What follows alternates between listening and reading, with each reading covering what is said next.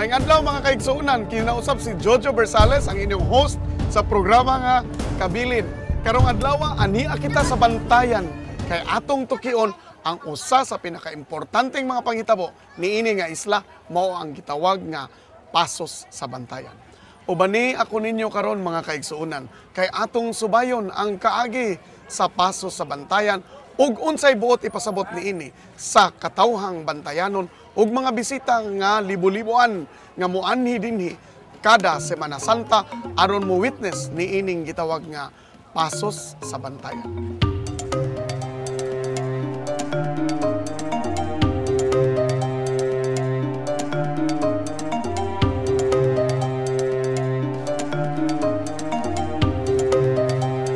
Kaigsuunan sa miagi nga mga episodes atong na-interview kini si Trizer Dale Mansueto o sa ka-professor sa history.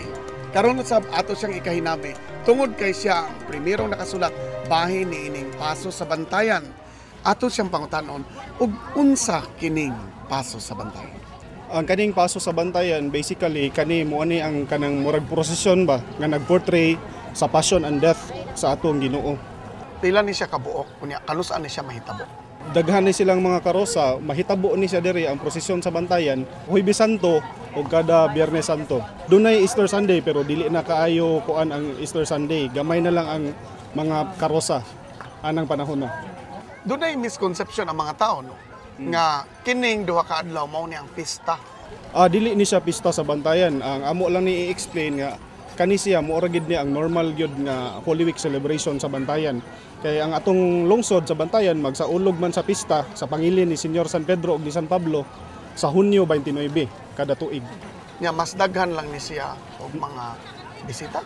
Mao na gid ni siya tradisyon gud sa mga kuan, mga bantayanon nga mga taga-bantayan ug ang ilang mga bisita manguli gud sa bantayan kada Semana Santa. Dili kayo manguli ang mga taga-bantayan kung kuan, kung pista. Would you say nga of all the towns in Cebu, kini ang pinakadaghan of visitors during the Holy Week? Yes, of course, mao gini siya ang bantayan gud mo ipinakadaghan. Sukad pa man gid ni siya sa una nga dugokon gud sa mga tawo ang bantayan. Tungod ani atong pasos diri sa bantayan nga lahi gid siya sa ikumpara nato sa mga pasos sa ubang kalungsuran sa Sugbo. Siguro tungod kay ang atong gipanggamit nga mga imahin, mga life-size statues niya dagko sa atong mga karosa. Gagmay man ang sa uban nga mga lungsod, di man pareha gyud sa bantayan. Ang unique nga karakter ani nga mga pasos kanang ang mga bantayanon gyud ila gyud ning gitiguman gyud ba. Gastuan gyud nila og dako kay mura manig sort of offering nila sa atong makagahom kada Semana Santa. Kada Semana Santa.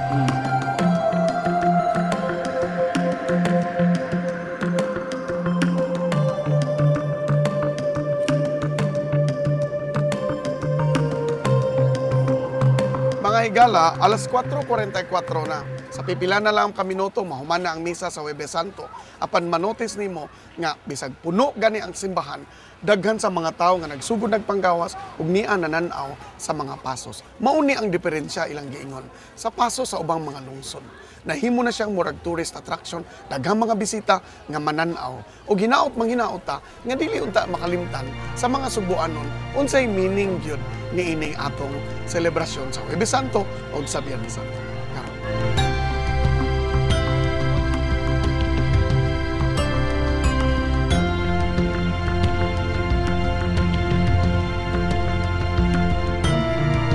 Mga higala, usa sa inyo makita sa practice sa Biyernes Santo, doon na gid ni sa ubang mga lungsod san.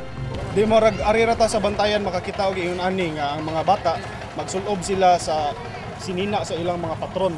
So kini siya Santo Niño, kini siya San Antonio de Padua. Gitawag ni sila og sa aran. so panaad. Ang kasagaran ani nila mga bata kani mga bataa naayo sila sa ilang mga sakit niya. Gisaad sila sa ilang ginikanan nga sa patron nga suluban sila sa sinina sa patron. Kada Holy Week, Kada Semana Santa. Semana Santa rasad ni. Semana Santa rasad. Dili mahitabo og kanang laing mga Christmas inana. Dili. Magkakita pag patagdaghan ani karon. Napay daghan. Mga nagipangsaad no. Gipang sa aran. Napay birhin, napay uban nga mga santos.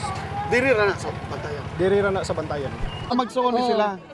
Bali pagka sakit anig dinggi kato sa daing usa, wala pa maayo silang duwa jud nagkadungan na. So ning ampo Unsa man ni? Nagkuha na iyang mama, nagsaad nga. Saran siyang mama nga, kung maayo ni sila iyang bistiyan. Kada Taga, Semana Santa. tulo ka tuig yang saad, taga Semana Santa.